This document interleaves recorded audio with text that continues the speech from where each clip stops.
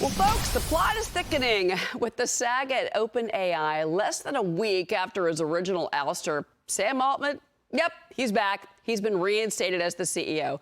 Bloomberg dubbing it a chaotic win for Microsoft as OpenAI endorsed a reshuffle of its board members. You know, firing 3 of the 4 that started this whole thing.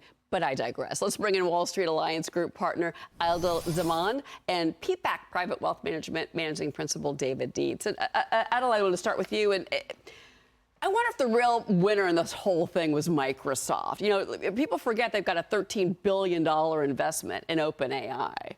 I think this was very well played by Microsoft because now Altman is back at OpenAI with a potentially more Microsoft-friendly board. There's just one board member there that was from earlier. And I think that the next step is going to be that Microsoft is going to try and get representation on the board, and Altman himself is going to try and get a seat on the board.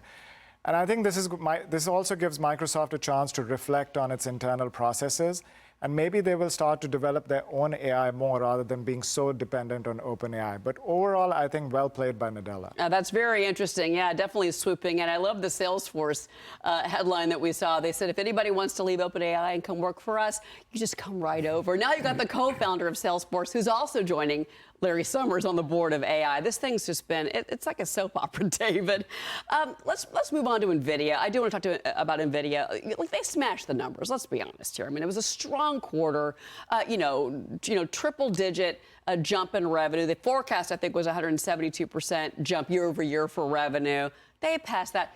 Stock's down. Talk to me about this right now. So they did everything that Wall Street expected and then more, and the stock is down. And, you know, the phrase that I think you have to remember is whisper numbers. Now, we haven't heard the phrase whisper numbers since back into the internet days around the new century. We've been talking about whisper numbers with inflation metrics and so forth. They didn't obviously hit that. But there are some other flies in the ointment. Obviously, the increasing restrictions on the trade with China weighs on them. They say they're making it up with other overseas markets, but the fact of the matter is China is the second largest economy. There was some hint that they'd hit maximum profit margins. That's also a concern. And of course, let's face it, you got a stock up 245% year to date, biggest winner in the S&P 500, up 23% in November. Obviously, a lot was built into those numbers. People want to take profits. You know, and I want to move to something else. You know, at the top of the show, we talked about this now suspected terrorist attack that we're now seeing at the northern border. You write, actually, before this, you say, in our view, the geopolitical tensions will continue to drive up oil prices. The world is on high alert.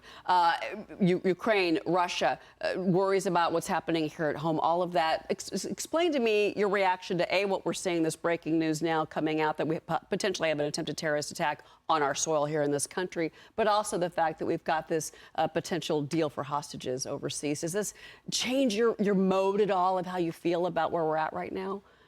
So unfortunately, the world that we are in right now, there's a lot of geopolitical tensions, and we are of the view that that is going to further enhance volatility in the market. And bringing it back to the market, I think in addition to that, what we're seeing is that with the 10-year Treasury yield being such a high level, the risk-free trade remains very attractive.